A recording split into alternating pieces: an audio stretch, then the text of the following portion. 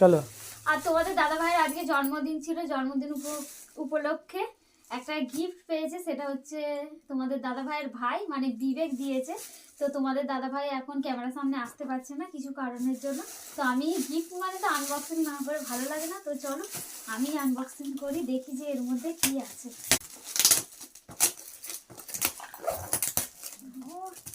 ঝুনঝুনি ঝুনঝুনি নড়ছে গো।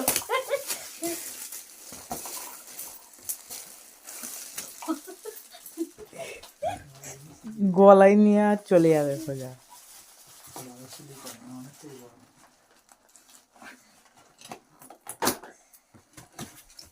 বাপরে, এটা কি বলে?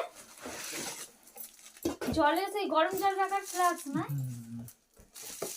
ভালোই একটা কাজের জিনিস দিয়েছে, কিছুদিন পরে কাজে লাগবে, এখন নাই। ঠান্ডা গরম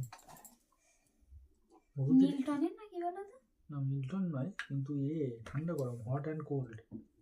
সেই মজুদের যেমন আছে ওরকমই, তাই না? তো গিফটটা কেমন হয়েছে সেটা অবশ্যই কমেন্ট করে জানিও, আমাদের তো খুব পছন্দ হয়েছে। Vacuum flask.